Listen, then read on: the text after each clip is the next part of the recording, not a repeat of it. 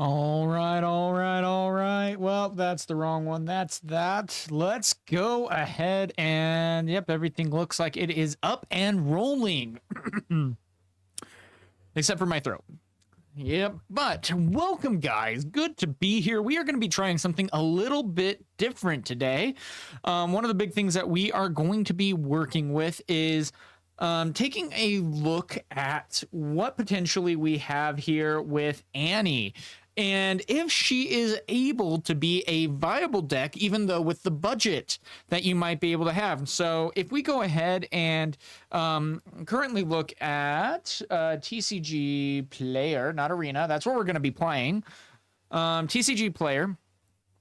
And we go ahead and look at like Darius, for example. Darius is a really interesting one. He has fallen a decent amount. He was at about $15. He spiked again at around 13, 14.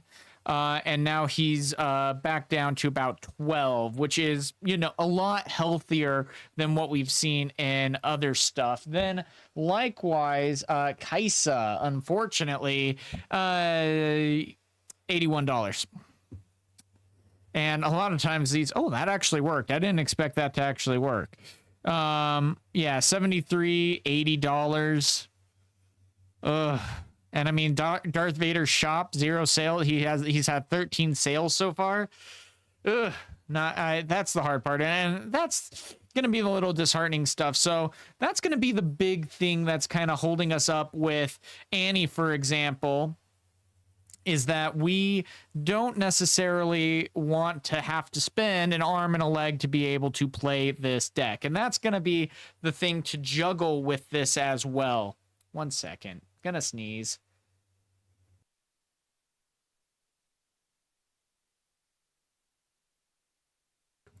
Gosh, allergies, man. Well, change of season more than anything. Anyway, so that's going to be one of the hardest things here is Annie is a very fun deck. I love what Annie is able to do as a competitor here.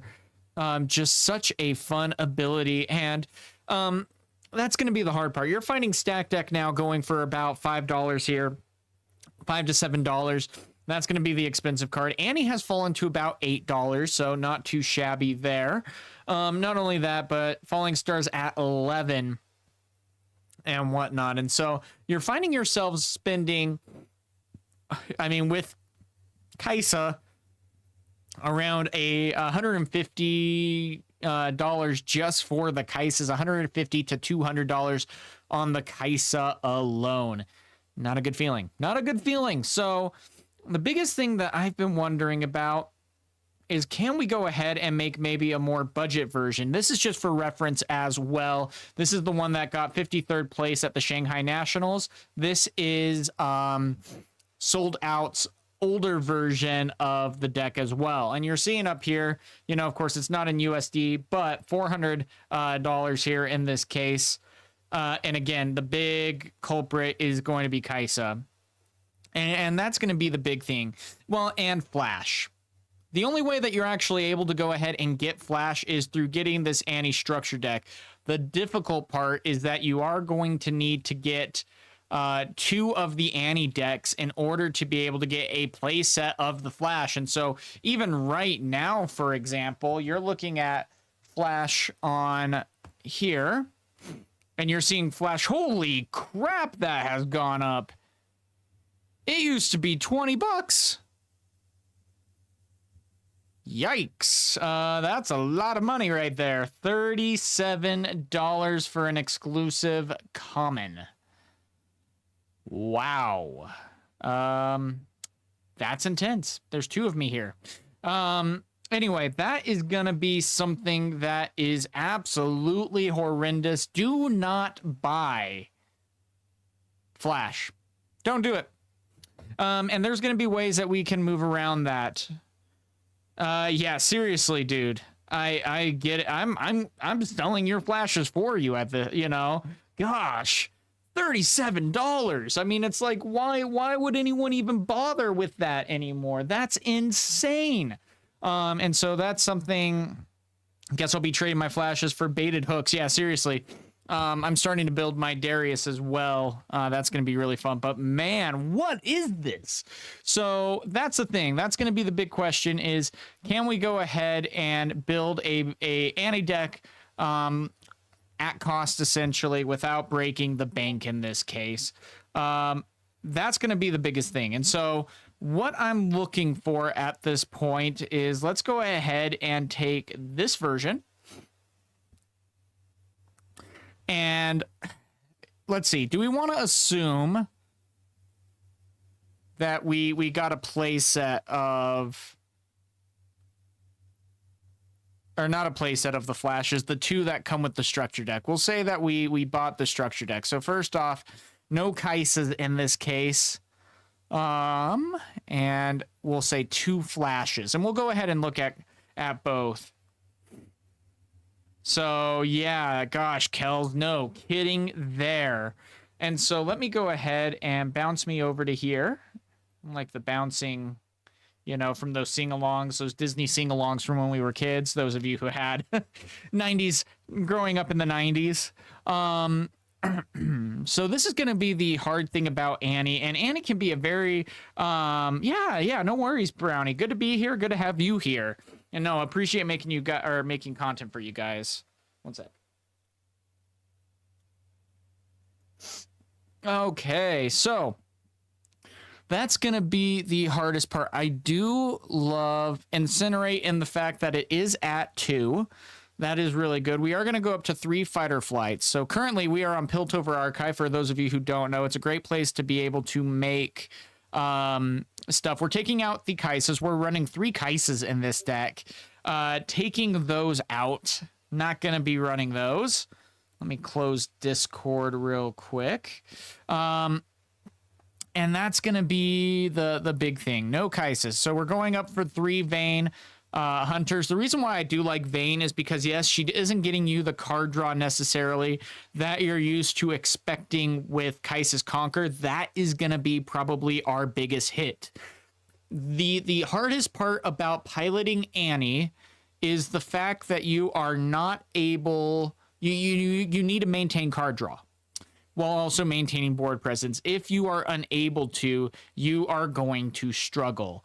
You need to get to 6 points as quickly as possible, and then you're going to go ahead and ride the wind with Vi. Now, let's go ahead and actually, can we blow that card up here? Actually, let's just go cards, card gallery. Now, for those of you who don't know, we're going to be looking at this combo real quickly. So Vi. Why is she so good? Well, first and foremost, she has ganking. That's part 1 of this. Part 2 is she costs 2 and a recycled red. Recycle 1 from your trash and give me +1 might this turn. So you can already see where we're going. You can activate that as many times as you would like on your turn. You cannot do it on your opponent's turn. Now, the reason why that is going to be so good is because on the flip side, we have Ride the Wind, and this is one of the most broken cards in the game. It costs 2, so for a total of 4, you can win the game. For the total, and if you want to go ahead and get Ride the Wind back out of the trash in this case, you can also even play Annie out, get back Ride the Wind, go ahead and win that way as well. So there's a few cool ways that you can go about doing that. Some really fun shenanigans there. But I mean, this is the broken card. And the reason why I say that, it's move a friendly unit and then you ready it. That's something that a lot of people do get mixed up, because it feels like it should be the opposite, but no, that's why Ride the Wind is so good. You go ahead and you move them first and then ready them. So when you go ahead and go Vi, yeah, it gets a little crazy. Now, of course, we're not going to be running any of the seals in this case because they are $20 a piece. That's a lot. And that's one of the hard parts here too. And you're going to be noticing in a lot of this deck, and we'll go into a big version of this deck when we're done building it, that a lot of our costs are not going to necessarily be with with power costs. And that's going to be because if Annie ends up spending too much of power, then you get behind in this game. And that's the hardest part, is Annie has a lot of different dynamics that you need to juggle around in this case. She is so fun to play, though. I think, actually, what we are going to do as another substitute, invert timelines might actually be an interesting version if we wanted to run instead of Kai'Sa's to be able to maintain card draw. That would be very interesting. The difference in why we aren't going to do that is this is a budget build, but that's something I would definitely play test if I wanted to save money and not buy Kai'Sa's. That's interesting. I really, now thinking about that. Not you. Disintegrate could also be a good one. Deal 3 damage, and if you kill it, you draw 1. So that can be really good. But the hard part is a lot of stuff in the beginning you're going to notice is at like 4. So that really sucks. That's going to be the hard part. Now, we could go the Nocturne way. Now, whoops, what Nocturne specifically says is that when you look at cards from the top of your deck and you don't draw them and see me, you may pay me for a recycle. And so, yeah, so in this case, what we are doing is we are not running any of the Kai'Sas, which is what's going to make this budget. That's saving us $160 right there. And then we are assuming that we pick up, we're going to do 2 versions of this deck. One where we assume that we pick up the Annie deck, and the other one where we don't have 2 of the flashes. The deck that I play right now online calls for 3 flashes. Flashes are currently $37 because Riot has dropped the ball a little bit on shipping out Proving Grounds, and they are hard to get a hold of. So we're going to be doing 2 versions of the deck. I think the one without Flash, we are going to go on the Nocturnes in this case. So with that being said, this is going to be interesting. Now, we could also go Draven. He might actually be a decent option as well for us to consider. We already got 3 Dariuses in this case, and that's going to be pretty viable for us as well. So I think let's actually try some Dravens in this build, and then in the other build, we will go... Would TF be interesting for a potential 2 damage at like $50? Yeah. So what he's saying, or yeah, what Brian is saying here is Twisted Fate is going to be really interesting because when I attack, reveal the top rune of your deck and then recycle it. Do one of the following based on its domain. So you're basically going to be hoping to deal 2 damage every single turn. So what do you think is the best budget deck? Best budget for price, Yasuo. Best budget for strength would be Teemo or Ahri. Yasuo you can build for about $75, fully competitive. And you have a big advantage as well with Yasuo where your opponent doesn't necessarily understand the color combination of green and purple. I mean, Yasuo is the only one that does that. And you don't see him as much as you see like red and blue or green and blue or, you know, even like what Viktor's able to do with yellow and blue. You know, you're seeing a lot of blue here and you're going purple and green. And Yasuo is insane because he has a lot of movement that he's able to do here, which is just absolutely insane. And so that's why... that's one of the big reasons there in that case. Now, one thing that I was also thinking was Noxus Hopeful might be a really good option as well, just for board presence, being able to be up to 4 might that you can get out for 2 potentially. That's going to be the fun part. I wish there was a way for us to be able to draw cards a little bit better. That's the hard part. You know, and we could go Kane here if we wanted to. He's also a pretty viable option, just due to the fact that he also has ganking and 6 might. So you could utilize him because right now, what's his name? Yasuo utilizes Kane really well in this case. Anyway, oh yeah, back to your question, Brian. The only reason I would say Twisted Fate wouldn't necessarily be as optimal in this case would be because you still have that like 50-50 chance of not hitting something, and so that 2 damage could just be whiffed. And that might be your only chance to actually do it. And so that's kind of the tough part about that. Now, Tibbers is interesting too. When you play me, deal 3 damage to all units at battlefield. Again, though, the hard part is getting up to that 8. That is the hardest part, and a 2 power cost. If Tibbers was even like a 1 power cost, that might be a little bit better. We could also even do like a Rasha in this case. So we could do a Rasha, we could do a Kayn, depending on what we want to do in these matchups. But again, card draw is going to be our biggest juggle that we need to do here. We'll also go 2 Falling Stars in this case, just again to save $11 in this build here to see what we are able to do. So we are at 43 cards and need to take out 3. And I think all in all, I mean, we're, again, guys, we are going to build one as though we weren't able to get the flashes. So we'll do a couple of games and we'll go back and we'll look at them without flashes. And again, I think in this case, we won't necessarily go Draven because we're already looking good at the end game.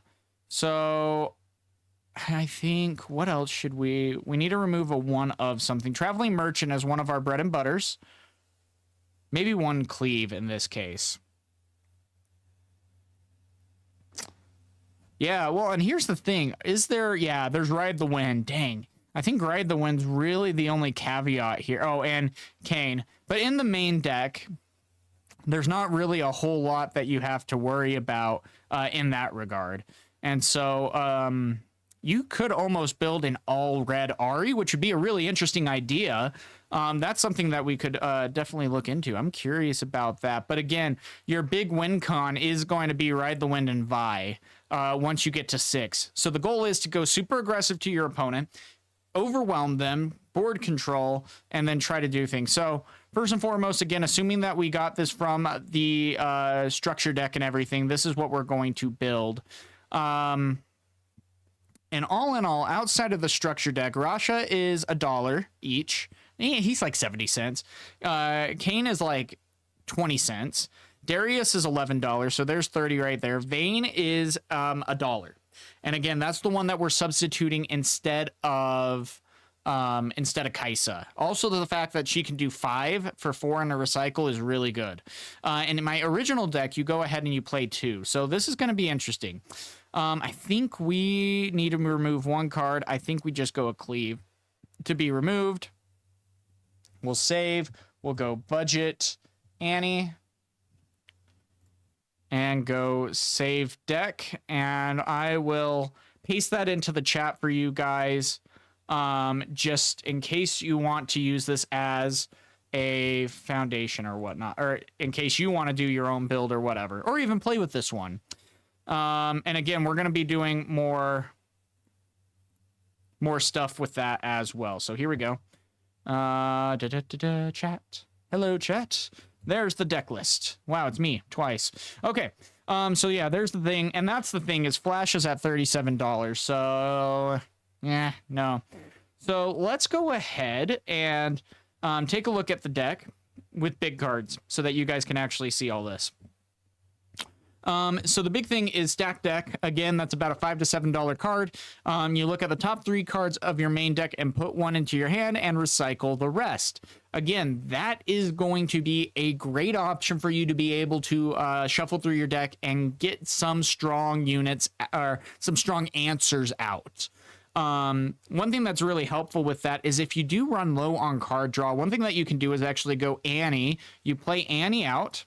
And Annie's ability is when you play me, return a spell from your trash to your hand. So you immediately can go ahead and grab whatever you need. If you need another Falling Star, if you need, a Ride the Wind that you've already extended, if you need a stacked deck to be able to dig deeper and find an answer, all of this stuff is really interesting to help get you the answers that you need at that time. So this is going to be really interesting. And again, Rasha, we might go down to 1 on that. And if we do, we would go back up to 3 Cleave because he's just really good in the sense of mid to late game, getting up to 6 in that case. Kayn is going to be really good to be able to Ride the Wind. And then, of course, this is going to be our sideboard at this point. Really good to get into things. Fading Memories is going to be really helpful. Give a unit at a battlefield or a gear temporary. So again, that's going to be for Aurora or any big units that you might need to take care of. And you can go ahead and just destroy them. Really helpful there. Rebuke again to go ahead and just return a unit back to their hand, and Gust for the little units. So if you are going against Darius or anything like that, you have those kinds of answers. So with that being said, let's go ahead and get over to TCG Player. Let's go ahead then and copy to clipboard. And then go over to Tabletop Simulator. Go Decks, create deck.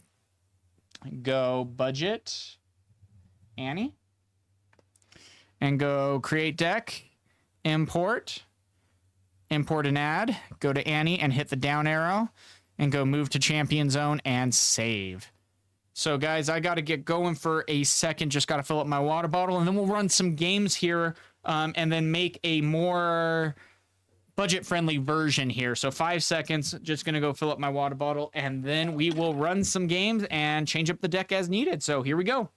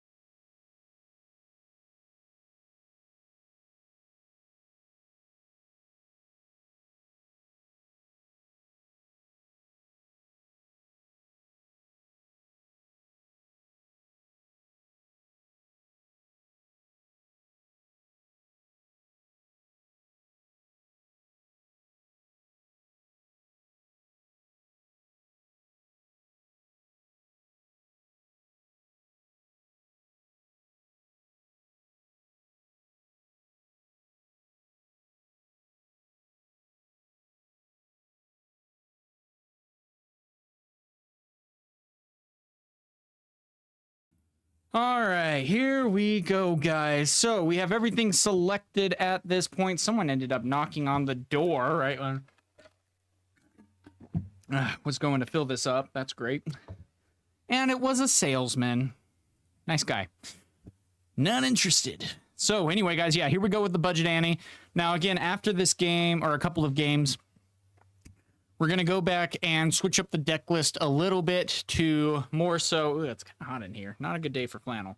And switch it up as though...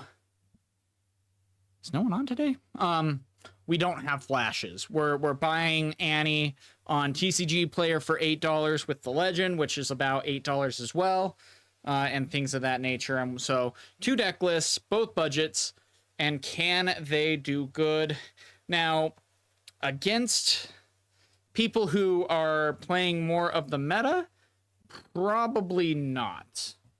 Like, if people are playing like full build Kai'Sa, you might stand a good chance. But at the same time, this is more so like, if I took this to my locals, what would it then look like? And that's the thing too, is right now on this, there are going to be a lot more people who are newer to the game, or like what you would probably encounter at your locals. If you do end up wanting to actually play more competitive games, feel free to, there's like on Riftbound Meta, there's his, there's his YouTube videos. Let's go over here so you guys can see things. There's his YouTube videos. Hey. And he has a Discord link in his stuff, which has a tabletop sim area for you to be able to go through. So remove hidden.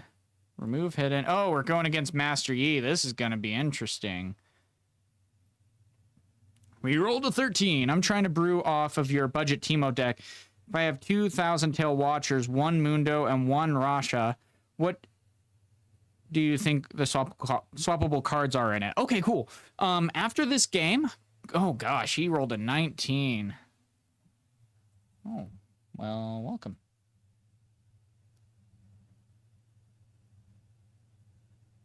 And you get pick. So yeah, go ahead and let me know again right after we play this game, and we can take a look at that deck list.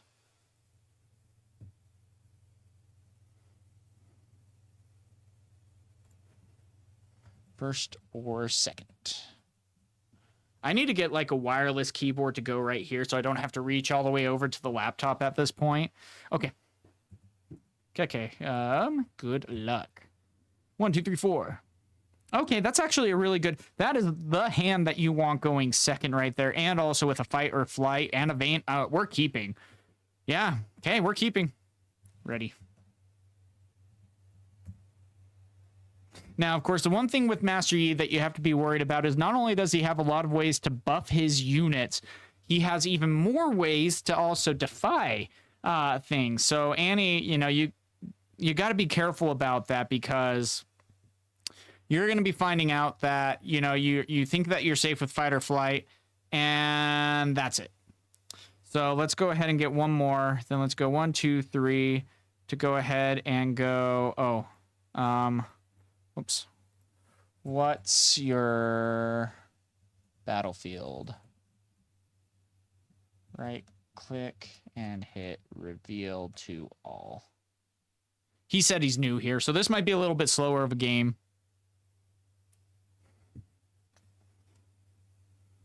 Okay, cool. Thanks. All right, so we went 3. Grove of the God Willow. If you hold here, draw 1. Now we're gonna go. Oh, we don't necessarily. Yeah, we are gonna go here. Oh. Go up to 1 and ready to and pass.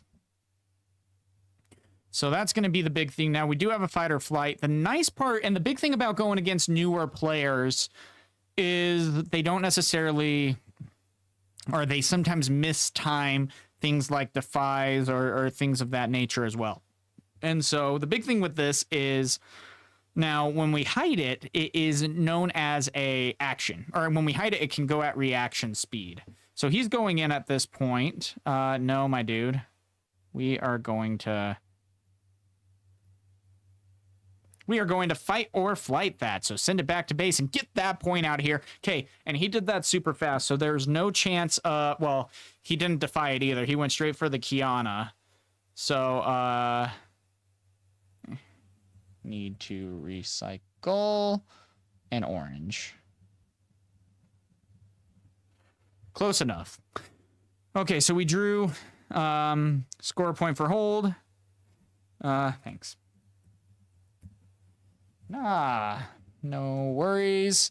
Easier in person.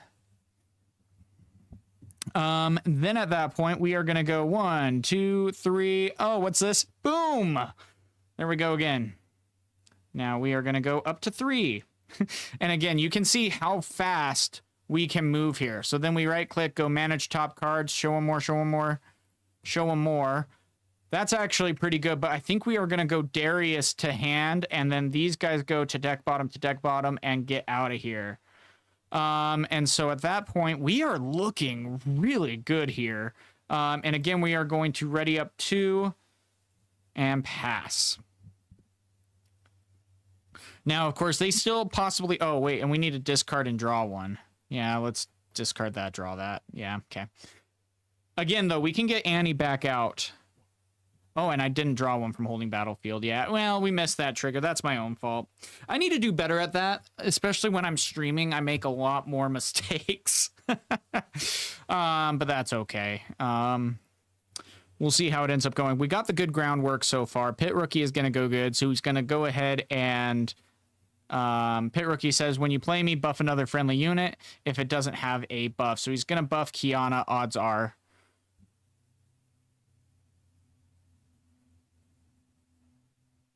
And so we got to be a little bit careful here. It depends also on how far he extends himself. Yeah, I forgot. And, okay, so...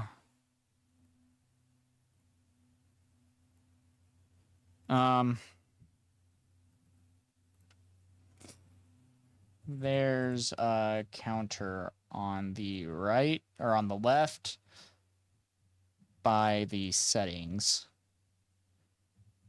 The orange one is a buff. Click on it and click on your unit. Okay. Yeah, that's the hard part. I make those mistakes a lot.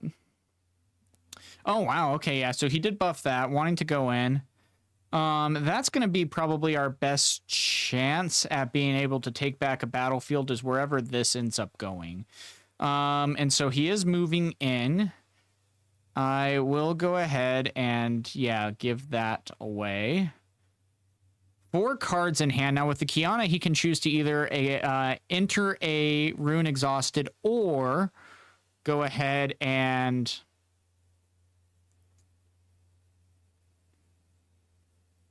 Yeah, Jake, it's a battlefield, so, yep. So, Grove of the God Willow. And so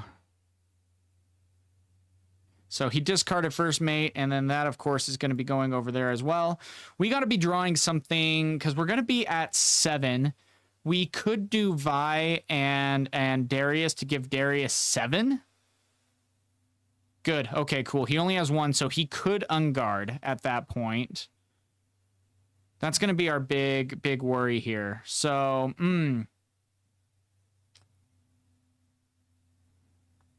yeah, let's get it out of the way, actually. Let's go 1, 2, 3 to go ahead and deal 4 here. Because if he has unguard...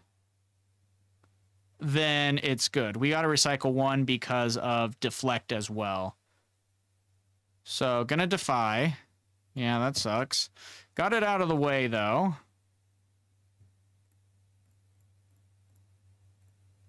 To go Vayne.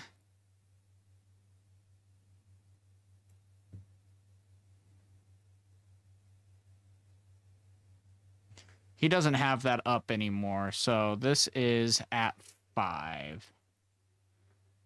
It's 5-5. That sucks, but...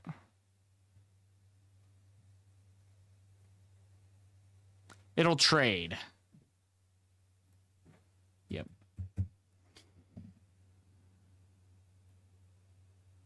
But that'll slow down a little bit. Unfortunately, right now, yeah, we had a really strong start. We did get at least one of the defies out of the way, but targeting Kiana and then having to defy. One thing that I need to ask, I'm starting to read the rule book. But let me know if you guys, or if you do, whoops, if you do need to recycle a rune for targeting with deflect if your card is defied. Don't know at that point. That's a tough question. The rule book is so long too. So long. But that's okay. Oh yeah, well, I needed to, but yeah. So he's gonna pull back, that's fine.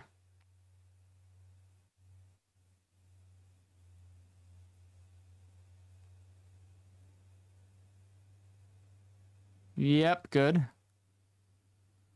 And Master Yi can be...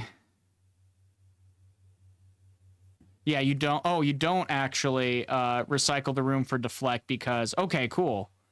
That's good to know. 2 Dariuses. Ugh, that's interesting. I think at this point we go... 1, 2, 3, 4... And let's go ahead and, because the spell doesn't resolve, so you're not actually targeting anything. Oh, okay, that's good to know.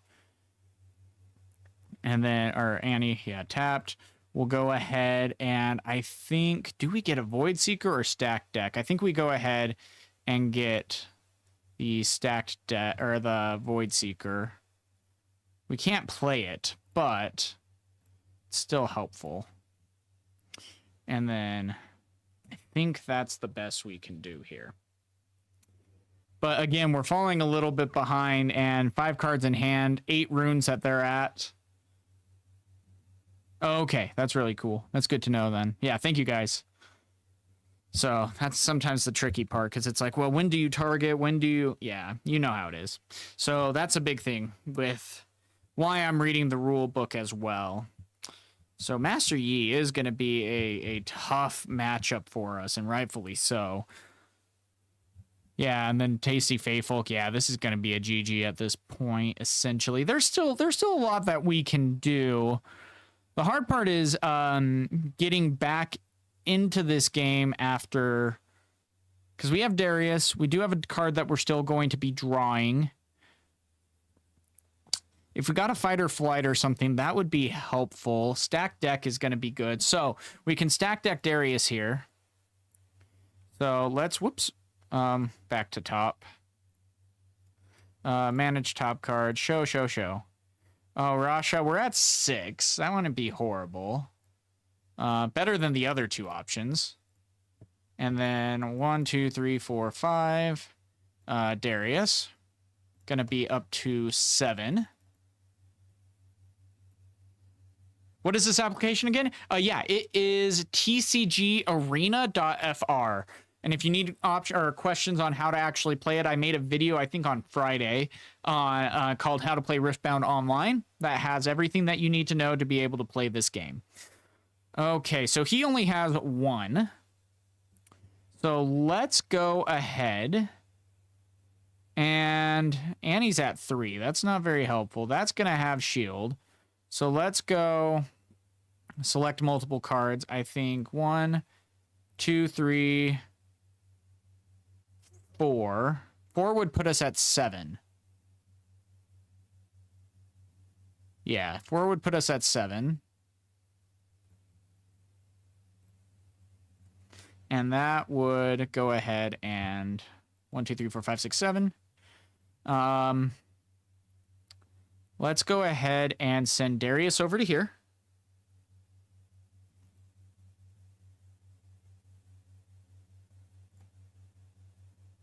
And go Vi over to here. Okay, interesting. So he might not even have Unguards in hand, which is really interesting. Now, unfortunately, well, Kiana, they're going to need to buff some things up in this case. Yeah, so what you might normally bring to a Nexus night. Yeah, so playmat is going to be the good thing to definitely bring. Just protects the cards a little bit better in that case, because a lot of people don't necessarily have a whole, or a lot of game stores, you're just playing on tabletops. And the playmat just protects the cards a little bit better. Yeah, Rasha Annie, we're trying, yeah, Jibs. Oh, hey, Jibs. How you doing, man? Yeah, so we're trying to do budget Annie. So we'll see how that actually ends up going. And we're going against a full build Master Yi. Well, and interesting, because he's running Kiana and stuff like that. Yeah, we don't got anything. I forgot to like do that, but we don't have anything. Dice for sure, just because that can help. If you have any tokens, definitely bring those. Like if you're running buffs, they have buffs on one side, units on the other, things of that nature, whatever you want to end up doing. Yeah, so we're trying a couple of different things. We're doing one where we do actually have the, whoops, that's the wrong one. The flashes in hand, or like we got the structure deck. And then we'll make one that doesn't have it. So it's going to be interesting to see how all of that unwinds. And then we're going against a full-fledged Master Yi. So, but this is going to be interesting. And we're not necessarily doing bad. That's the nice part. Now, of course, this is still game. He's at 7. And so if he goes in, I can't activate the Vi on my turn. I just hit and oh, dang, man. That's intense. What? 10. Oh, he added, yeah, that's good. GG. Well played. Yeah. So anyway, let's go ahead and run that back. Now I know, what's his name? Revake. Let's see. Let's go back to your comment. So you said specifically that you wanted to take a look at the Teemo deck, the budget Teemo. That's my more bring to hidden Teemo. Is that my Teemo? Which one's budget Teemo? Yep, there it is. Okay. I made a lot of decks. So yeah, here's the big one. If I remember correctly, this should be everything here. All right, so let's go ahead, open in deck builder. Now, back to the comment above. It says, I'm trying to break off of your 2 budget Teemo decks. If I have 2,000 Tail Watchers, 1 Mundo, and 1 Rasha, what do you think are swappable cards in it? So first and foremost, let's go ahead and do 2,000 Tail. Okay, come on. That's actually that's pretty dang close to one of the builds that I'm anticipating. One of my main builds here. Right here. Yeah, see, I do the 2,000 Tail. I still don't know about Nocturne. But here, let me go ahead and I'll paste this in.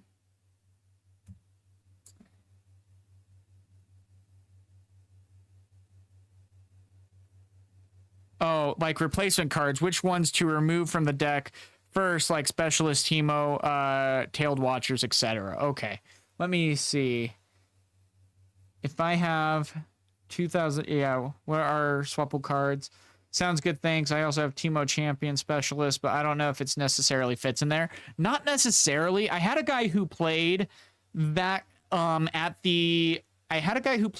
locals when I was practicing Kai'Sa, and it just missed. He dealt 2 damage at the most, if I recall correctly. Just wasn't necessarily there. This Teemo is good enough. I'm only running 1 of in this case. Fight or Flight is going to be hidden with a 3 of. Sprite Call is really good, especially if you want to just play it outright. I did Sneaky Deckhand as well. Still don't know about the Nocturnes necessarily, but it is very nice when you hit them. Tide Turner as well. And then, yeah, 2,000, 2 Mundo, and 2 Rasha. And then this is, of course, going to be the side deck. If you do want to go more budget, don't play Invert Timeline. Let me see. Totem Pole, like weakest card to swap. This is actually one that I've liked a lot lately. And it sneaks up on your opponent pretty hard as well. There was a guy, when I was playing Teemo, he thought that this was a spell card and tried to defy it, not realizing that it was actually a unit. And so I was able to select -2 to a unit, and that made me win the battlefield in that case, which was a big thing. Purple Jinx and Teemo, that would be interesting. Let's take a look at that. Purple Jinx, and then we'll go ahead and play another game with Annie. So, Purple Jinx. So, when you discard one or more cards, ready me and give me +1 this turn. It's a 5 with 1 recycle for 5. Let's see. What do we necessarily... I feel like you would have to play around that maybe a little bit more. Zom Warrens is going to be really good. Traveling Merchant as well is going to be very helpful with that. But I think as for now, that might be really the only things that we have. And so, but yeah, Sprite Call is going to be a good one to swap in. That 3, it's just like Blast Cone Fae, really helpful there as well. Yeah, it's been a really good card online. Ember Monk, if you're not running it, I highly recommend it. You want to protect it before it's able to take a battlefield. If you're unable to take a battlefield with Ember Monk, he falls to the wayside and is kind of a dead card because 4 might's not necessarily a whole ton to do. But once you're able to take a battlefield, man, he's a really good option there for you guys. I've been really impressed with him. But yeah, does that answer your question all right? Oh, yeah, Ride the Wind Jinx would go hard. That would be so cool. So what he's talking about, Team Rob, for those of you who might not know. So Traveling Merchant, when I move, discard 1, then draw 1. And then on top of that, you are going to then go ahead and Ride the Wind to potentially move him twice, which then would add +2 to Jinx and ready her. And so you could even do that, you know, where you have Jinx out onto the battlefield or freshly play it out for 5, pay 2 to go ahead and Ride the Wind to then go ahead and move the whatchamacallit into the first battlefield, the Traveling Merchant to the first battlefield, ready it, discard a card, draw a card. That would ready Jinx, and then you could move both over to the second battlefield to be able to attack in. And then you would discard 1 because the Traveling Merchant triggers on the move. And so you would discard and draw 1. And that, again, would then ready up Jinx just like that, but also add another +1. So, yeah, that, really fun options. If you guys want to see a couple Teemo games a little later, too, let's go ahead and see that. So, with that being said, let's try to find another opponent that's not playing Master Yi.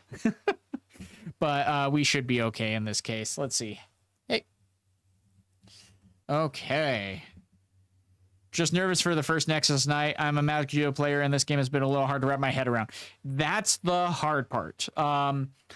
The battlefield add a completely different strategy to this entire game. It's crazy for that. And so this is going to be interesting. An Ahri matchup here. Wow. I'll go first. Oh, and Void Gate. Interesting. Okay, so we did start with the Merchant, Ride the Wind, Vi. That's going to be good. Actually, I still do like this hand, even though we don't necessarily have the card draw. We'll keep.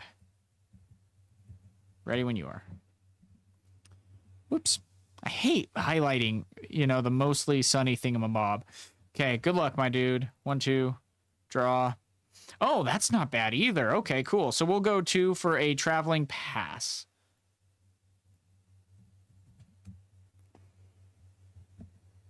I just really want to try 2v2s and see how that goes. Well, and here's the cool part, too. In your locals, I know a lot around in my area for Nexus Nights are not necessarily doing full constructed. There are definitely stores that are doing full on constructed, but there's multiple as well that are just doing Nexus Knights or like are just doing multiplayer or draft nights or things of that nature as well. So let's go ahead first and foremost and do a stack deck. We'll go or see if they actually defy that, because they could. Okay, we waited 5 seconds. He didn't do anything, so let's go boop, boop, boop. Oh, sneaky deckhand. Oh, that's so good. And then 2 bottom, 2 bottom. Okay, so we only have 1 more stack deck in the rest of the deck. So let's go and move this into here. Count to 3. Nothing. Okay, we score 1. Let's go ahead and discard for the move.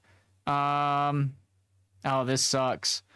And discard Ride the Wind for the draw. Yeah, unfortunate. Okay, that's fair enough. And then go 1, 2, 3 to go boop. And up to 2. Okay. And then the nice part is, unless they have a charm, we should be able to get the 2 points, or we should be able to get 1 additional point. Yeah, and that's going to be the big thing, is at Nexus Knights 2, it's a lot more casual. You're not going to be going against people at Nexus Knights that have fully built Kaisas or Master Yi's or things like that. I went against a Aurora Volibear deck that was fully built, but otherwise it was like someone had the stuff for a fully built Teemo. Okay, cool. Someone had stuff for, someone had Viking, actually, if Jibs is still here. Viking from the online tournaments is actually at my locals, which is weird. And just funny because it's a small world, not weird, but you know what I mean. Oh, interesting. And he played a fully built Sett, but the majority of people are playing like an upgraded Viktor, an upgraded Jinx, or things of that nature, which is really interesting to see. Yeah, so we'll go down to 1.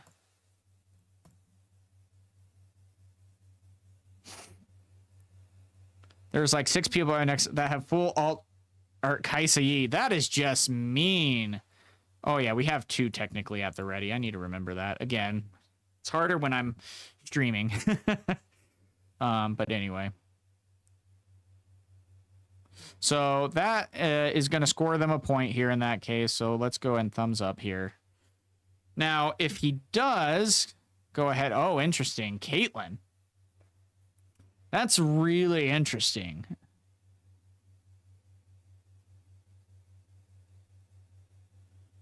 Yeah, and all this, that's a thing too. You can't count that out. So let's do some math. We're going to get -1, but we're going to be 5 to 7 or 5 to 6. So we are going to be good. So let's go 1, 2, 3, 4, 5, or score 1 for hold. Let's go Darius. Let's go 1 for cleave, targeting Darius, going up to 9 because it'll be -1, and move into here.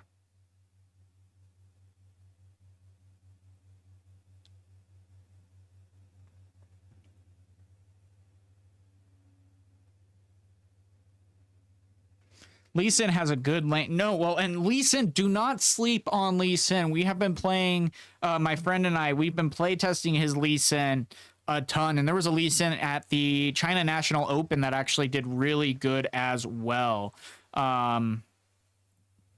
So definitely something to keep in mind there. Now, of course, we can ride the wind over. Do we need to discard anything? Not necessarily. Okay, so let's go ahead. And this is an action, so keep that in mind. We can only play this on Showdown, so if they go ahead and attack in on us, we might be in a little bit of trouble. But otherwise, we should be okay. So he's going to go Sprite Mother. Odds are going to be going both into Zon Warrens here. Okay. Yeah. So now that a Showdown has started, we're going to go and ride the wind to pull him over. Okay, he's allowing it. So then I think we do need to discard Vayne and draw 1. A cleave again. That's interesting. Oh, that would have been so nice. Dang it. But we can still actually move Darius back, play cleave, ready him with playing Vi or Annie for that matter, and then be able to charge in and take the other one. Oh yeah, that was sad because he scored. He was at 16th. You know, he managed to get 16th, and that's why I also in the video didn't show the 16th player deck, even though it does have some good stuff going for it. Didn't necessarily show that deck. I showed the 30th place deck instead, because he didn't cheat. You got 3 boxes, and outside of the Watchers, I feel like I got garbage. Oh, that's sad. I got 2 boxes and pretty much... Oh, he gone. I feel like we were going to actually win that anyway. Yeah, there's a fight or flight as well. So what that was going to do at that point was we were going to be going here. We could pull Darius back. We would go a cleave, targeting Darius. And then after that... I feel like go Annie to go ahead and get this one in to ready up to go to 10. Whoops, not draw. To then go manage top cards to, or whoops, not manage. What am I doing? Oh yeah, to go ahead and manage in the discard. And we would probably grab Ride the Wind. In this case, back to hand because of Annie's ability. And then Annie is the second card, so Darius would then ready up, and we could attack into there, and we would be at 6. Then after that, even if they took both battlefields, we could even just go ahead and run Annie in to maybe clear out a unit at this point. Then we would have more than enough at that point to go Vi and Ride the Wind and win the game against the Ahri. So I feel like we were actually in a really good position at that point. I don't know if he misplayed or whatnot, but he left. And so, yeah, anyway, so, and the deck still felt really good. Yes, the Kai'Sa definitely does help with consistency and things of that matter, but still, I mean, the deck felt good. Now, let's go ahead and look back at this. 1 second, I think wife texted me. Yeah, she texted me. 1 second, guys. Wife comes first. Busy, but almost done.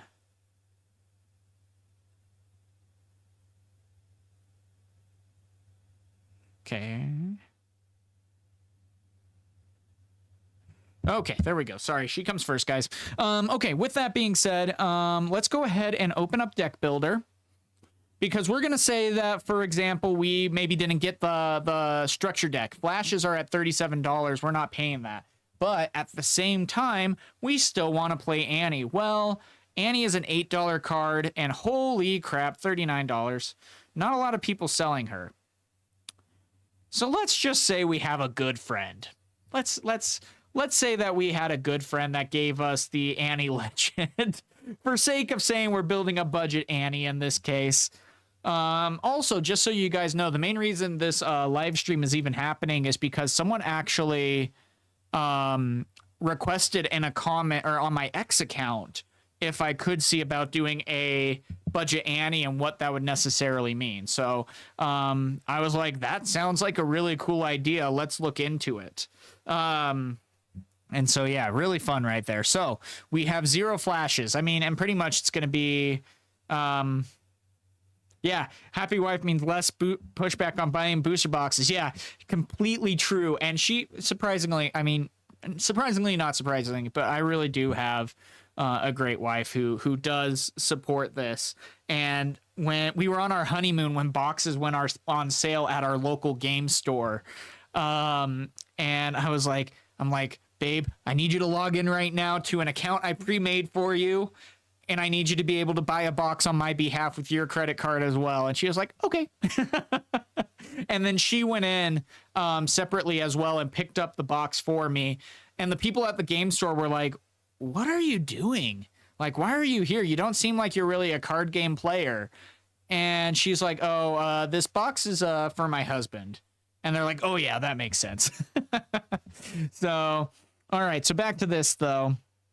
Now, this is also kind of a viable option that's really interesting. Shakedown is something to keep an eye on.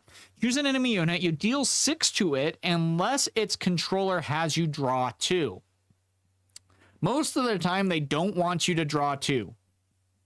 And yes, this is a rare, but this is a very cheap rare. So for example, if we wanted to go ahead and say, go for a cheaper, this is going to be super budget. Okay. So let's go for instead of 2 falling stars at $11 to $13, we're going to go for 2 shakedowns at less than $1. Have you looked into kind of a controller Lux playstyle? No, not yet. I've gone against it a lot. There's been a couple that have actually placed decently at regionals and things like that in China, but they haven't necessarily. Lux hasn't been very well represented, unfortunately. And the hard part is you got to juggle getting cheap units out while also being able to clear the board. And you usually have to do one or the other. You can't do both. And so if your early units get taken out, when you try to go ahead and control the end game, you just find yourself having running into some roadblocks there. So it's a juggle, definitely. So yeah, we'll go ahead and do 2 shakedowns at that point. Otherwise, I think this is looking pretty good. I'm going to a Nexus Knight this week, and I only have Proving Grounds and Jinx starter deck plus a spare.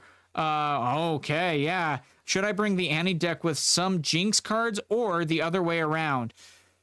That's the thing. Jinx isn't as explosive of what Annie can do. That's going to be the big thing. Still, though, the structure deck of Jinx is really good. You can take a lot of the things. I believe it has Void Seekers in it and a couple of other, the Noxus Hopefuls, which are, we're going to be putting into this deck as well. I think that's going to be everything. I think that is putting us at 40. Yep, that is. And so let's go ahead and save this. Let's say super budget. And so, yeah, that's going to be the big thing. And so, Annie's ability is way better. She's able to do a lot more. The hard part is Annie is a lot harder to pilot. You need to know your matchups a lot better. You need to anticipate what your opponent with deck knowledge and things of that nature with what they have in their deck. You need to prioritize card draw. Almost even a little bit more than board presence. You want to go aggressive and everything, but you don't want to recycle too many runes, but you also don't want to necessarily, let your opponent run away with it. And so Annie can be a very complicated deck to try to maintain there. And so this is the deck that, let me go ahead and post this in for those of you who might want to look at this. And yeah, that's gonna be the interesting thing. Oh, let me actually publish this. Did I? I don't think I did. One second, guys. I think you still can see it if you have the link. Yeah, let's go public. Super budget Annie. Okay. And again, this is assuming that we already have the Annie Legend. Otherwise, now this deck I think is like less than $100. Darius is gonna be $12 each. That's the expensive card. Annie is $8, but you're only running one. Stack deck is $7 each on the higher end. Otherwise, everything is $1 or less after that. So, yeah.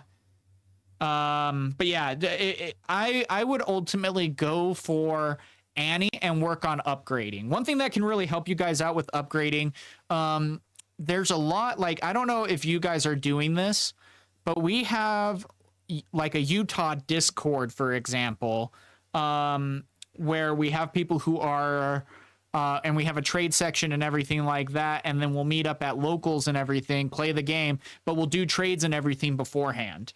And so we have a Discord where people are like looking for this card, looking for this, looking to build this. I have these cards for trade, whatever it might be. That's made a really big difference. And a lot of times local game stores, or at least our local game stores, are also in that Discord. And they'll say when they have their singles for sale, or they'll have, ways to help even know about the Discord and have the ability to invite you into it. So definitely something to... yeah, let's double check what stacked deck is. It's been fluctuating between $5 and $7, but that's the hard part. Yeah, $7 right now. That's the hard part. Oh, good, it actually added. Huh. because TCG player has been breaking lately. And that's the thing, though, because you have Teemo, Yasuo, Annie. You have like 4 different decks where if you are playing purple, you are going to be playing stacked deck. It's such a good, it's one of the best cards in the game. The fact that you look at 3, put 1 in hand, and the rest at the bottom of your deck. Come on, that's insane. Hey, I just wanted to chime in here and go back when people were asking about the Defy, considering the player has to pay the power cost still or not. Yeah, I can't find anywhere in the rules power cost isn't paid as part of the spell cost. My problem is the foil prices. Yeah, the foil prices are high, but we'll see how that ends up going. Oh, I've been there. Oh, nice.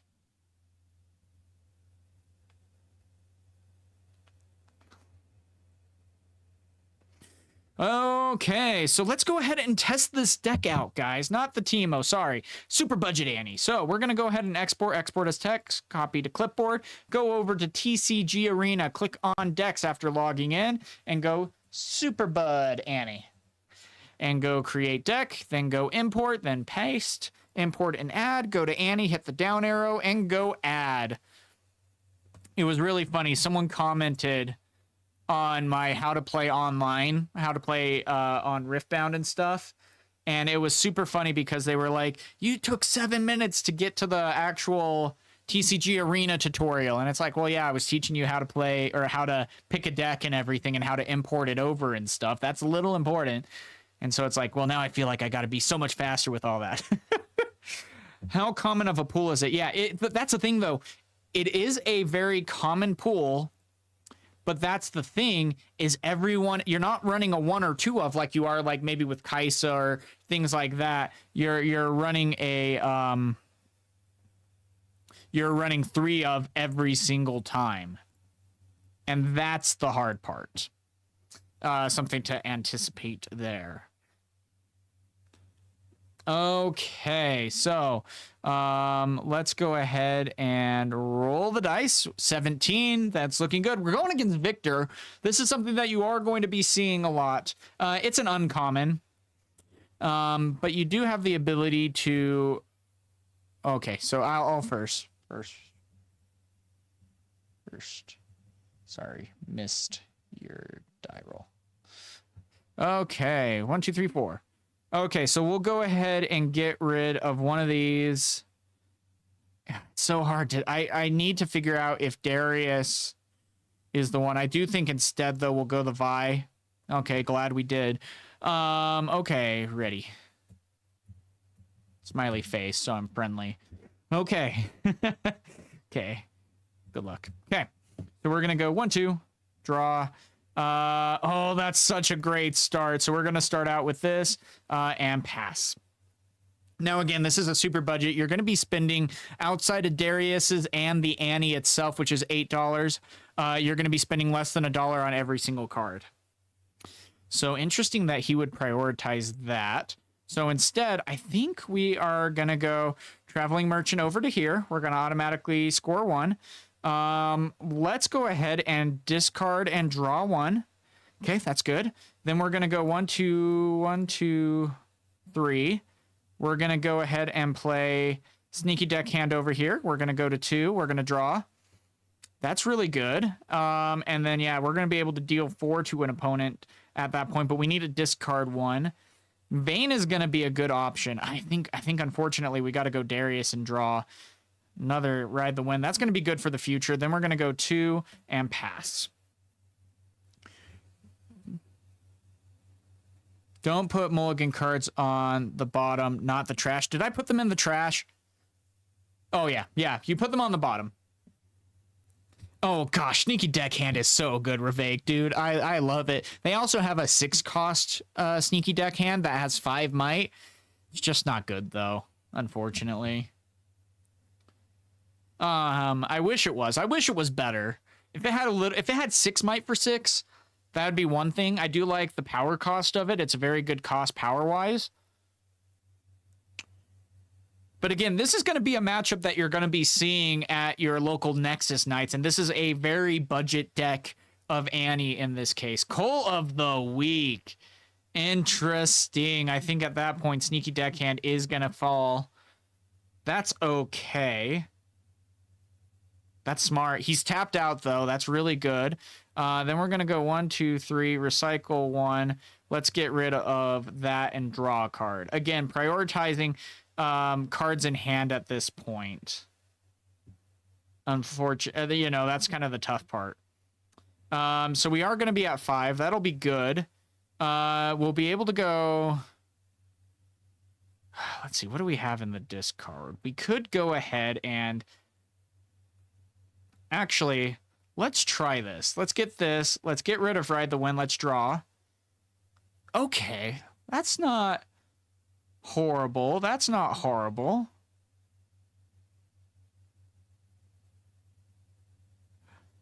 Let's go. Oh, we don't have a purple. We can't play Ride the Wind. So let's go 2. Or, well, we need more. I think at this point, yeah, we go Vayne, unfortunately. Vayne's going to come in ready. We could also go Vi as well. And we still can do a flash. Or, not a flash, sorry. Fight or flight to push the unit back. That's not necessarily something that we're going to need to do here, though. We're okay with giving them the points. We're setting up to where Vayne can go ahead and move in here. Yeah, you're good there. We'll allow that take. They're going to discard 1, draw 1 because of Battlefield. Hopefully.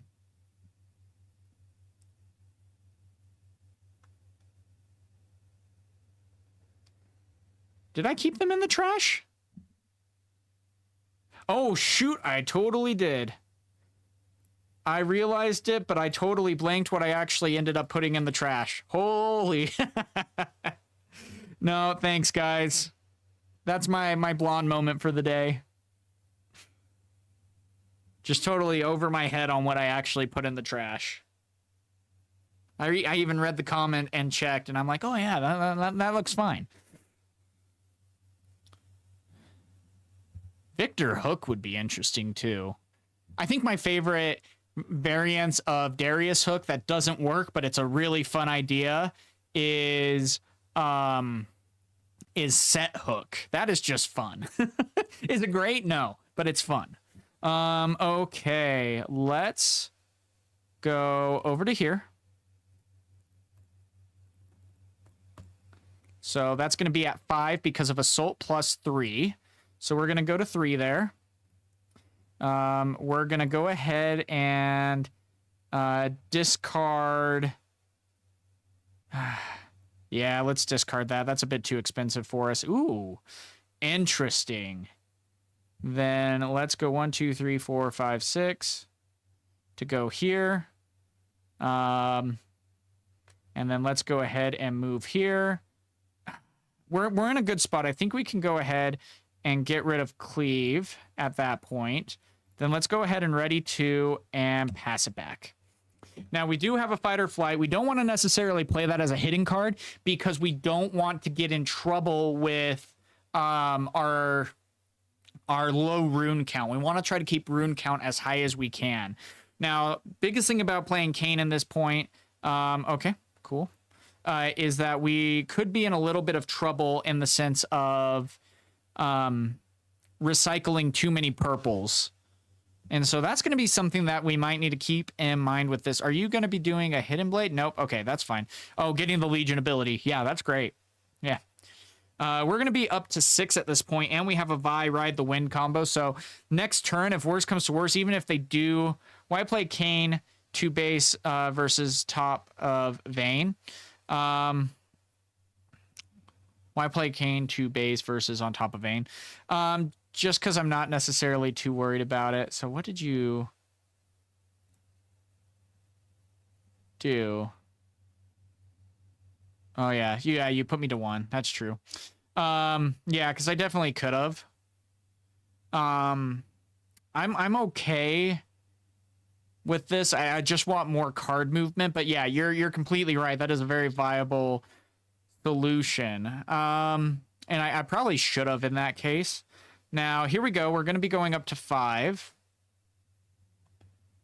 I think at this point, yeah, we do just go there. Let's discard Noxus Hopeful, draw 1, go up to 6. Then let's do 1. Go ahead and stack deck. Manage top card 1, 2, 3. Let's go 2 hand. Oh, that is mean. Then let's go 1 recycle. Go ahead and play that there. And go 1, 2, 3, 4, 5. And play that there. And say, what can you do? Now, here's the thing. If he has Grand Stratagem, we are in trouble. Kind of. Because then we have Vi. We'll be fine. But if he has Grand Stratagem, my hands are tied. But we do still have the Fight or Flight that we can utilize as well. But still, yeah. I'm really liking this. It's a great matchup into Viktor, just because, I mean, how fast we were able to move there. We were keeping pressure going so fast. Uh-oh, that's a lot. That's 6. 1, 2, don't do the 3rd. Ah, Grand Stratagem. Yep. Knew it.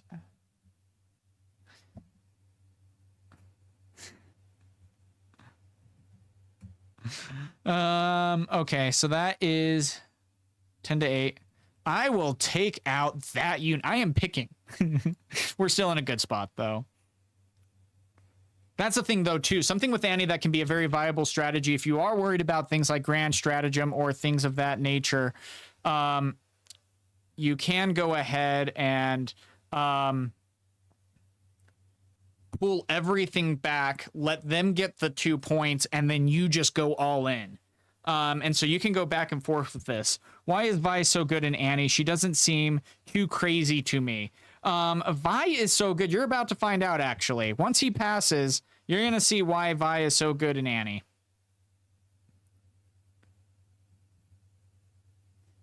Yeah. You sure you don't want to reinforce, my dude? Okay, so this is why Vi is so good in Annie. Here we go. 2.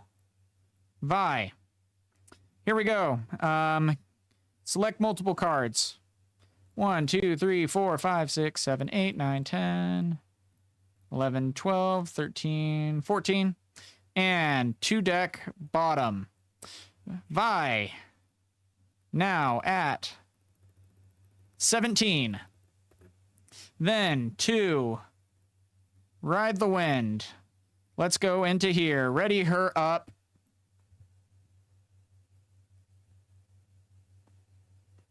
And she has ganking. So, or here, I should keep that out for him. And then, because she has ganking, I will go over to the other battlefield and take both. So, and go from 6 to 8. I think I got it. GG.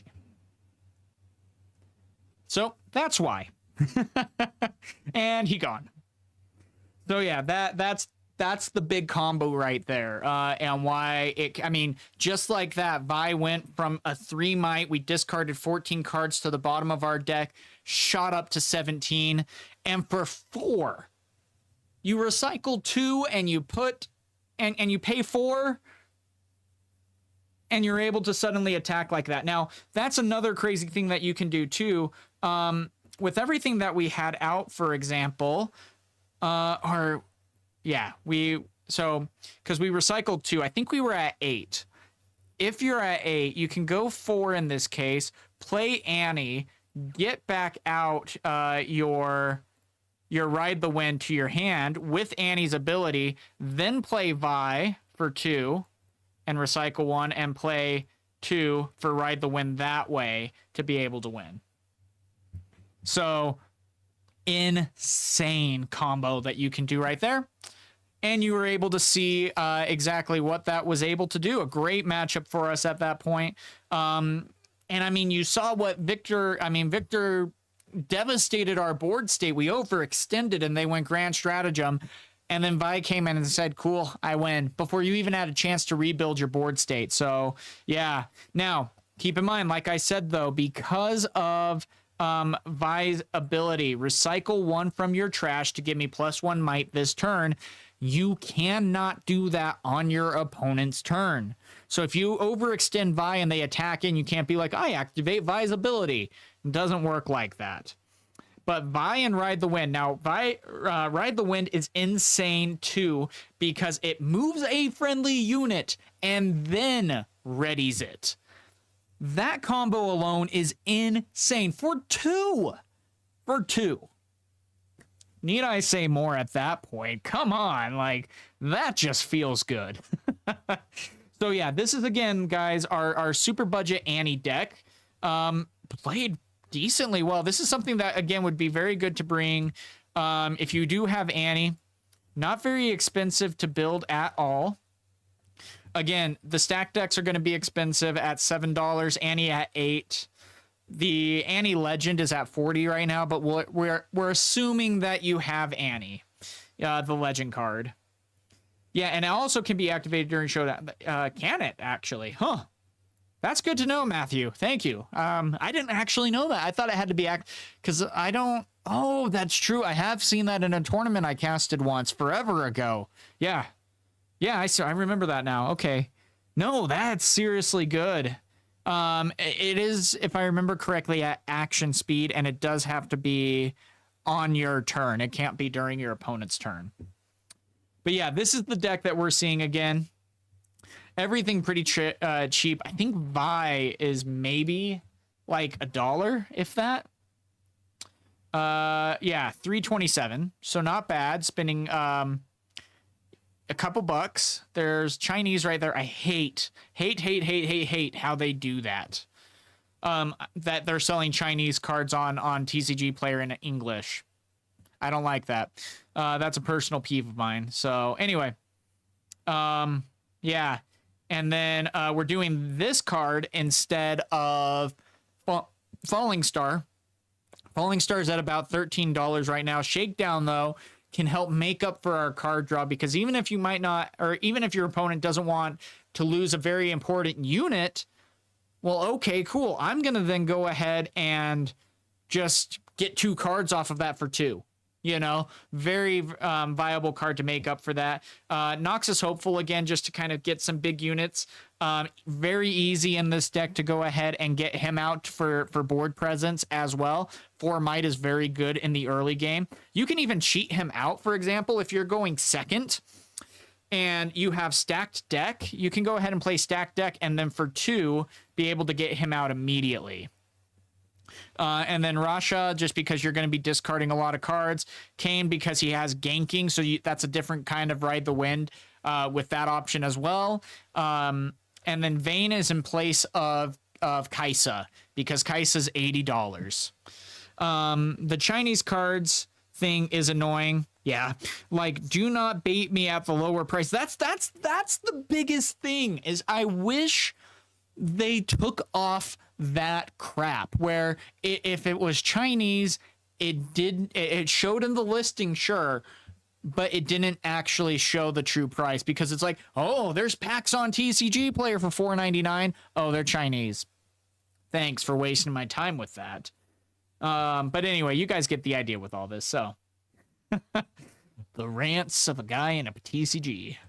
Anyway, but yeah, you guys get the idea. So I think, do you guys want to keep watching some more Annie gameplay, or would you like me to switch in some decks? We have pretty much anything and everything under the sun that I have built so far, or if there's something in particular that you really want to see. This is, that's not the one that I'm bringing to Vegas. This is the deck that I'll be bringing to Vegas. I'm still thinking that I am going to put a Cathian Reigns up to here. I still have my unchecked power that I got in the mail today in my pocket. It's protected. I wonder how many people actually buy the Chinese packs. Some actually are, just due to the fact that it is cheaper right now to build. Ooh, that's looking good. I mean, these full foil guys, I mean, this just, they do such a good job. And I love that these cards are thicker. You know, it's not going to bend like Magic cards or whatever. What about that Misfortune aggro that got 5th in the tournament? Yeah, I actually have that. It was Prismaticism's deck. Really interesting. It is complicated to pilot, though. This is it, though. I haven't seen Runes and Rift Point do the different deck. But this is the one. I went against him in a Prismaticism in a Thursday night fight tournament. And he played this deck, and I think this is very similar to what he played on Thursday. So, again, let me go ahead. I'll put that in the chat for you guys, and then we will go ahead and create deck, MF aggro. And this is this is a very tricky deck. Oh, I did that. Export text. There we go. And very, very cheap. That's a nice part. Misfortune is going to be like one of your more expensive cards. That's fine. So anyway, let's see what I'm able to do. I've never played this deck before, so we'll see. If you get ahead, Time Warp keeps you ahead. Unchecked means you are willing to lose and just let them develop with 2 Auroras. And yeah, that's exactly right. I do unchecked power. I do 2 unchecked powers in particular. For when I'm going against Master Yi and Aurora decks. And especially because when you are going against Auroras, if they get 5 units out, that is the majority of their units. They're usually only running 8, maybe 10 units in total. 3 Dead Blooms, maybe 3 Tasty Feyfolk, and maybe the dragon. I'm going off the top of my head here, you know, kind of thing. But they only really run 10. And yeah, the MF deck is cheap. It's $81 or 81 pounds, whatever that is. So it is incredibly cheap. So much so that I put this in my budget deck. The big things are Kiana, which is about $7, and Sett, which is about $28. But the rest of the deck and Misfortune's like $8. Bullet time's 15. But everything else, Sabotage is like $3. And then everything else is under $1. So, never played this deck before. Here we go, guys. Thermal Beam is one that I have in mind right now. Oh.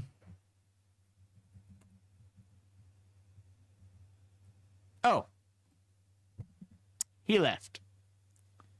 Did. I don't know you. That's okay.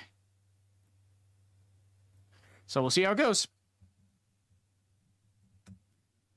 So I really do like this almost a little bit better than Tabletop Simulator because I don't have to talk to people and I can focus on you guys a lot more. So let's go ahead and get you guys over to here. Let's get a die roll. And go, yeah, remove hidden. Remove hidden. I rolled an 11. I'll go. Ah. Nice. Okay. Let's go 1, 2, 3, 4. Interesting. To deck bottom. Oh, that's tough. I like both of those. Let's go to deck bottom. Yeah. Yeah, I know. I almost messed up and didn't let you guys see. That's actually going to be decent. Like, we don't necessarily have a unit in the beginning, but we'll be able to get rid of stuff. Okay. Ready.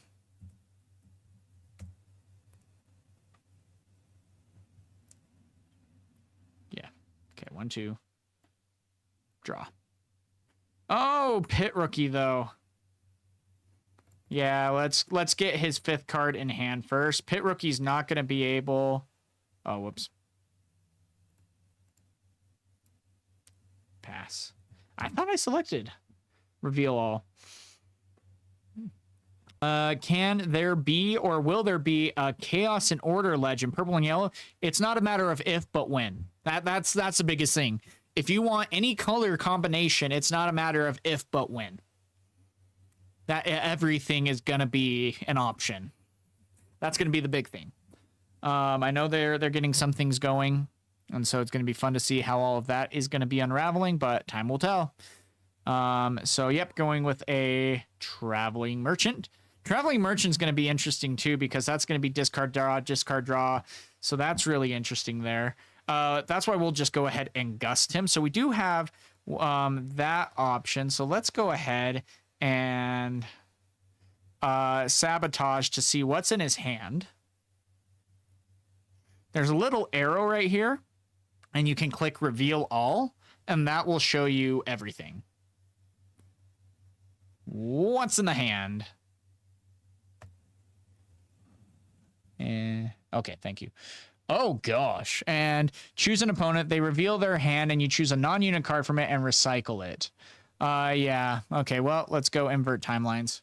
1 invert, 2 trash. Did he not use Traveling Merchant? He didn't move Traveling Merchant, but that's because it came in exhausted. Or what are you... That isn't optimal? Are you talking about like me in a previous game or something like that? Or this player, because he hasn't moved it yet. I think, yeah, let's go 2 for a Poro. Let's move this over to here. We're good after knowing what's in his hand. Let's go ahead and discard this and draw this. And pass. Oh, yeah. No. Yeah. Don't worry. Yeah. So what it specifically says is Traveling Merchant, when I move, discard 1, then draw 1. So now he's going to be discarding... Well, he's going to move Gust...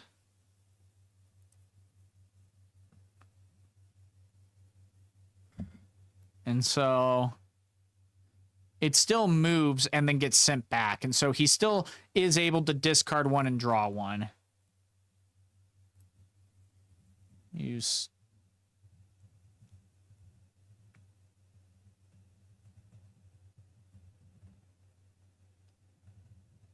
All right, he made it to battlefield. Anyway, so food for thought there. Yep, but it is not a May ability. Yep, so Bailey, this is TCG Arena. TCGarena.fr, we'll pull it up. There's a video I made on Friday that has a walkthrough on how to play this with all the hotkeys and everything that you can do and whatnot.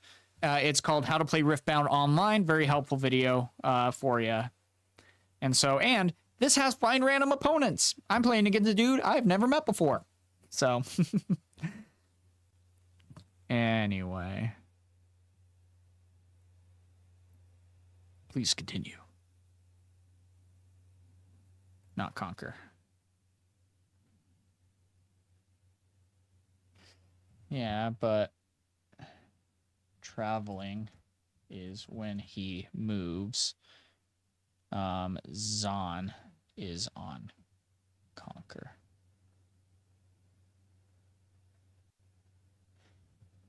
Traveling Merchant, when he moves, discard.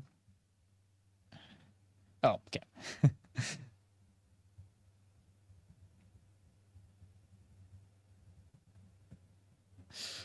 It's easy to mix up with these. I'm happy to find this channel and website can grind some games in. Yo, seriously. And I do this. Don't tell my CEO, but I play all the time on my work breaks and stuff. So... let's go ahead and see. Okay, Magma Worm. Interesting. Oh, I like that. Interesting. I'm surprised he's playing that high of a cost in this deck. Okay, Seal, perfectly fine. Nice. I'm very surprised they're playing Scrap Heap as well, because with Jinx, you want to get her to no cards in hand. That's the big thing. Let's go over to here. We're going to be saving... this guy. We're gonna go 1, 2, 3, 4. We're gonna recycle 1 for Kiana at this point. We're not gonna be able to do this, but we can get Kiana in, yeah. So let's discard 1, draw 1 on the conquer. Sorry guys, bullet time's a good option as well, and then pass, or go up to 3 and pass. Bullet time is really good too. Pay any amount of runes to deal that much damage to all enemy units at a battlefield. Keep in mind, if you're going against green, they can defy it. So, and if I remember correctly, you do have to pay the amount of runes on activation, if I recall correctly. How was Budget Annie? Actually really good, Burned by Kevin. I'll be doing an actual gameplay video and analysis of all that on the channel. It should be up by tomorrow. So that will be, you'll be able to see the gameplay. You won't have to repeat that. But no, actually, surprisingly well, we went against a Master Yi, and that was really difficult towards the end game. We kind of ran out of steam a little bit, and that's fine. But then we went against, what did we go against? It was a Viktor, which we won. And there was one more that we won. Anyway, but yeah, it's been really good. And I almost like the super budget Annie instead here, where instead of falling stars, we even did shakedown to help maintain card draw. Now, of course, this would be a card you would sub out if you played Viktor in this case, but still. Yeah, that's good.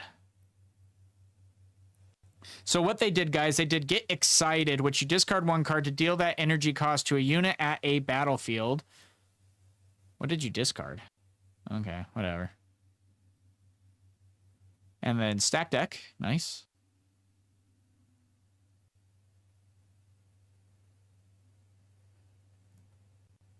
Oh, no, I did. Oh, discarded Rasha. Okay, that's what they did.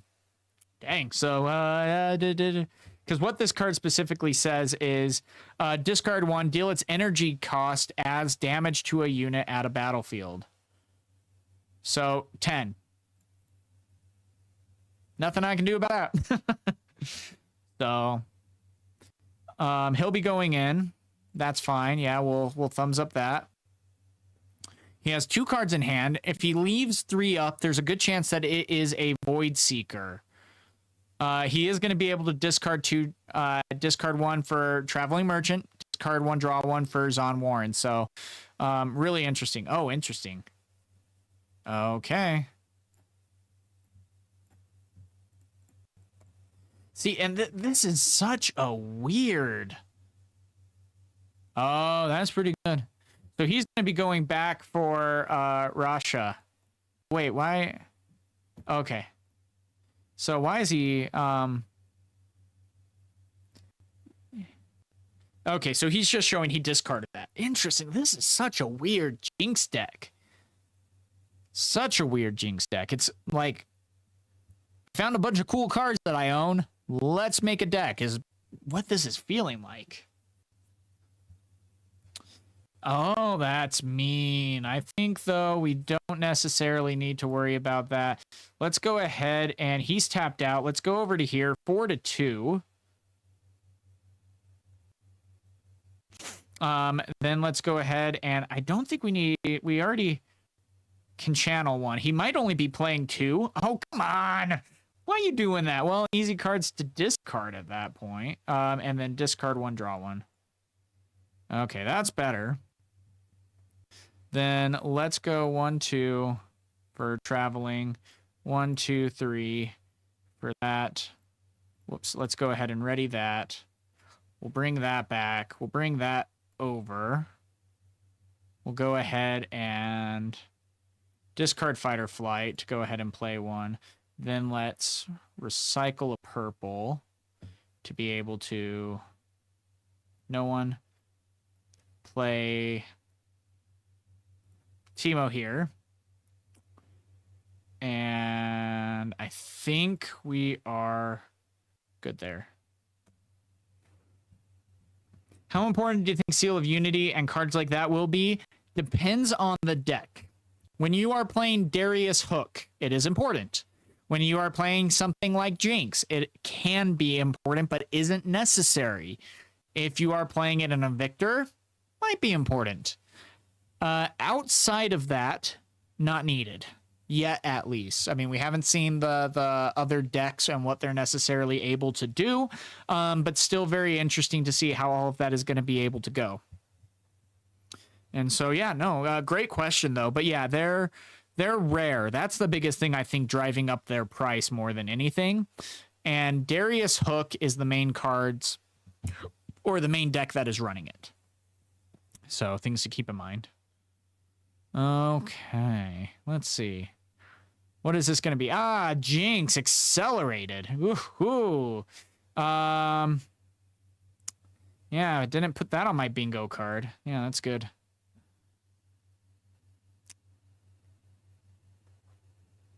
So let's see. We're going to be at 7, so we're going to be missing by 1. That's okay, though. Another Soul Gouger. Interesting. Interesting. I still don't understand this deck.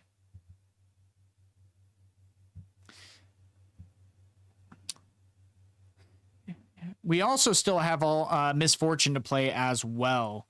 We can accelerate her. That might be a viable option on getting over Jinx in this case. 3 cards in hand, 2 runes at the ready. They haven't passed. Now they've passed. So we're going to score 1 for hold. Let's go 2. Pit Rookie. We'll go ahead and buff our guy to 4. Let's go over to here and see, do you have a response? No. Whoa, that's good. Okay, so we're going to go over to here and go up to 7 and discard first mate draw. Okay, that's not bad. 1, 2, 3, 4. And go Kiana. Doesn't have anything necessarily able to accelerate. And so we should be okay. We could have gone Misfortune. We had the 1 lingering. She's a bit better suited for when we might be in trouble and need to accelerate her in. Because we could accelerate for 6. Ah, we almost have enough to do both. That'd be a cool turn. Rip. Oh, think we got it, guys. I think we also have time for maybe 1 or 2 more games, and then the wife is going to be home, and I will be spending time with her. So we'll see how that ends up going. But I think, again, that's probably going to be 20, 30 minutes for us to get this done. And so we'll see. Yeah. GG. Really interesting deck. Yeah, I'm curious what direction the new sets will take with ramping, recycling, etc. Well, and here's the thing too. Sure. He wants to do another one. Nice. I will 100% do another one. I don't think we'll worry about siding in this one. I mean, yes. Oh, okay. That's just the wallpaper. I'm like, he switched to Yasuo. What? Let's make it a quick one. Or he gets choice. That's not necessarily one we want to pick if he's getting choices. You start with 1 additional point, you know. So, okay.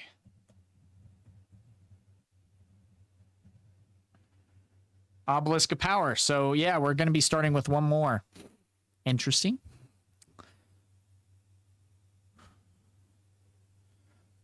Yeah, well, and that's the thing. It's like, what other mechanics and stuff? So he's going to be trying to hit into the late end game. Okay, cool. Let's go to bottom. I don't necessarily love that bottom. Ooh, that was a neck pop. Did you guys hear that? I hope you didn't. If you guys, you know, scream at that. Yeah, let me double check. Yep, channel an additional rune. So we're gonna have 1, 2 vision. Let's go to deck bottom. Pass. Okay, so this is going to be a little bit interesting. He's going to be starting with 4. Now, if you do miss this trigger kind of thing, that's it. In an actual tournament, you actually do not get it. Now, with that, he's also playing out a Seal of Discord. You can tap that, have a mana floating, and then play the recycle cost of that, which I think he did. He just didn't say that he did because it's over text. So, but yeah, you're more than able to do that. So keep that in mind. You can do floating mana in this game. Okay, so I think at this point, the big deal would be going over to here. Response. Count to 5. Okay, let's go 1. Manage top card. Show one more, show one more. Interesting. Let's go 1 on the bottom, 1 on top. Okay. That actually would have been really good this turn. I think... I hate to do it. I think we do just need to play Paka Cub out and go for the Gust after. So that way we can still maintain points. The last thing we want is for this Jinx to get into the end game. That's where we start getting in a little bit of trouble. We've seen what they're able to do the first game. And so we'll see what happens. The problem with seals is I see it is in general the lack of card draw in this game. If there's more card draw, seals will become more popular. Yeah, and that's the thing. And you're even seeing in something with Ari that does have a lot of card draw. You're seeing maybe 1 seal, which I think is kind of a waste also. Just due to the fact that I hate running one-ofs unless it's super necessary or an exception kind of thing. And seal isn't that, but you're doing that so that you can play Time Warp and only recycle 3 instead of 4. So, but yeah, that's the thing. Baited Hook. I think seals have already found their way in. They might come in if there's a very viable deck like Darius Hook that has a lot of power cost that you would then want to utilize. That I think is the big deciding factor there. So, but no, great point there. Great point. So, let's see what our opponent is planning.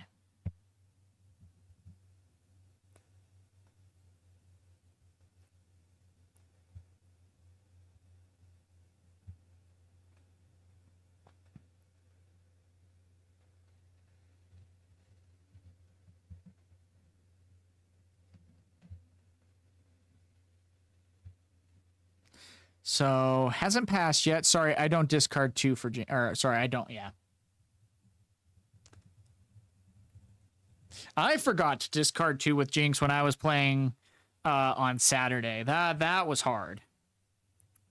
Because, yeah, it is a very easy ability to forget.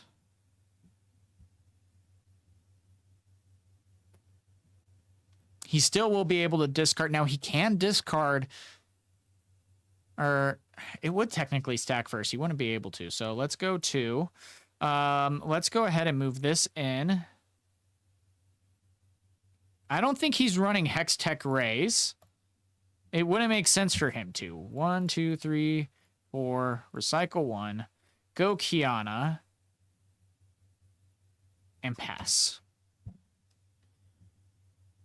So we are going to be able to fight or flight the Jinx. And this is the Jinx that doesn't ready up either. So we'll just push it right back to base. No harm, no foul there. So really good to see. Yep, yeah, this is the one that got 4th place that we're play testing here. Yeah, Yagan. Boop. Okay. Yeah, this is the one that got 4th place to my knowledge because I played against Prismaticism on Thursday.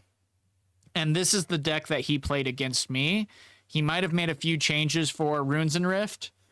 And I'm pretty sure he might have, and whatnot, but still, this should be very similar to what he built. I haven't seen Runes and Rift post just yet, so there's a good chance that, and whatnot, but this should be a pretty reasonable, okay, so he's going to be playing Annie, which means he can get either stack deck or invert timelines back to hand. Really interesting there. If he does invert timelines, that almost helps us. Or wait, is this the right Annie? Yeah. That's the right Annie. Okay, so he can return a spell. Okay, so which one did he pick? Not invert timeline. Which card did you return from hand? Because I think harrowing is a unit. You can't return a unit, you can return a spell. With Annie.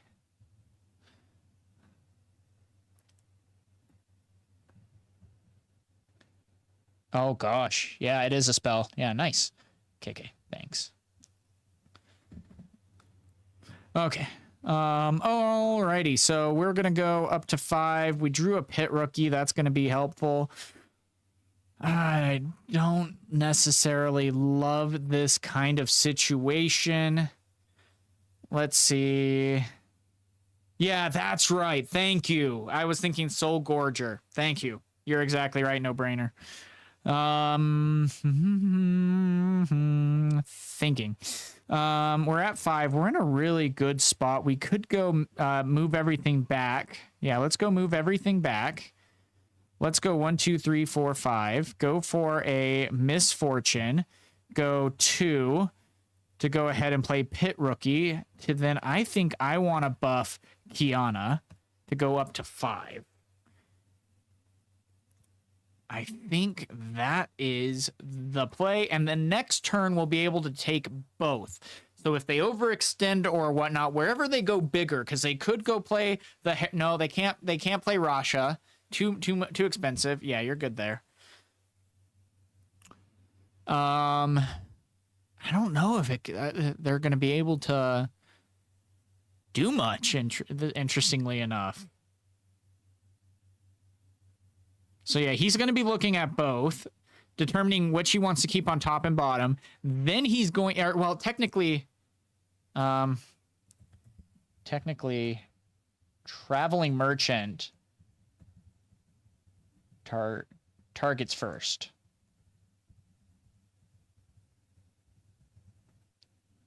Because you move first, and he activates on the move, and after that, you conquer. That's the big thing. Yeah, I have a link to the list. Let me get it for you. Here we are.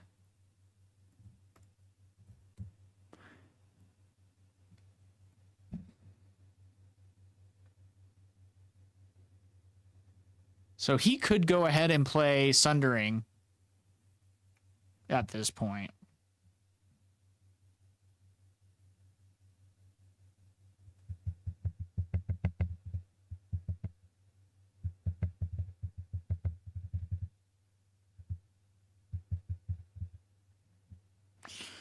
Okay, so they're at 2. They still have 8 runes at the ready. Okay, that's fine. When you draw me, or when you play me, discard 1. Okay. Discarding Scrap Heap, that'll automatically draw 1. Awesome, good choice. Yep.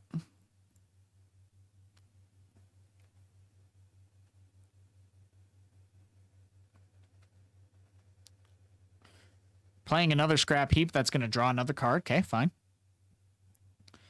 Still have 4 left. Really feel like kind of missing... I mean, you don't want to play the Harrowing or whatever. So, I mean, right here we have 2, 4, 7. Okay, that's... Oh my gosh, we could be mean. We're not going to be. But 1, 2, 3, 4. Primal Strength. Let's give a unit +7. I think we want to go here. So that's going to put her at 11. Or, well, technically 12 because of the buff. And we're going to go into here. So even if they had something, we'll draw off of Kiana. Then let's go ahead and they have 2 left. Let's just Simpaka, see if we can trigger out what the final card is. It should be the Harrowing. But we don't have to overextend here if we don't want to.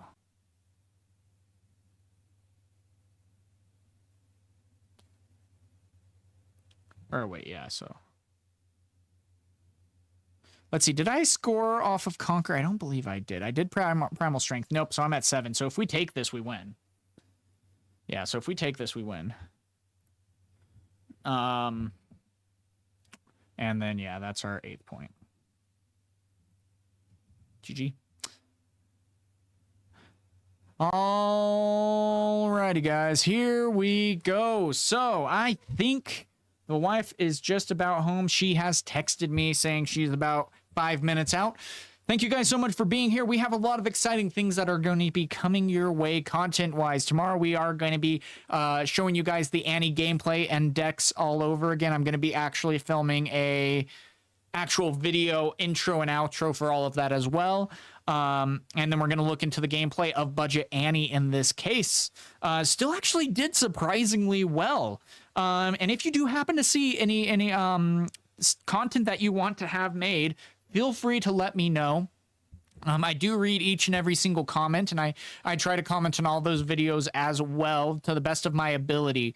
And if you do suggest something, I very well probably will turn it into a video. This was actually the Budget Annie was something that someone asked about if I could build a Budget Annie deck on my X account in a comment. And so that's how this stream came about. So really cool stuff right there. A lot of fun stuff coming your way. I hope your guys' decks are able to be built to the level and satisfaction that you are able to. I kind of like that a lot of our deck lists aren't necessarily super optimized. It kind of goes back to when we were teenagers, for me at least, and you know, we had our allowances, or what our parents gave us for Christmas and birthdays, for cards, and we built the best with what we had. I love that feeling. And at my locals, that's pretty much exactly how it is, which is so fun to be able to experience again. There was a guy I sat with that had, he's like, I can build Yasuo. I put 40 cards together, and this is the deck I'm playing with. And he was so excited just to even be there and playing the game. I love that feeling, and it's really special. Thank you, Ravake, for being here. Thank you, everyone, for your comments, and talking in the chat. You make streaming so much easier. I've done years of, you know, playing Call of Duty and stuff or whatnot, trying to stream, and no one's here. Boring. But thank you guys so much for being here. I am so passionate about this game. Love being able to interact with the community and you guys. You guys make this all possible. And seriously, I'm in your debt on how we've been able to come together and make some great content, and we help each other out. I love seeing your guys' insights, your comments, and everything like that. It is very special and something that I definitely try my best to not take for granted. So until next time, guys, we have some really exciting stuff.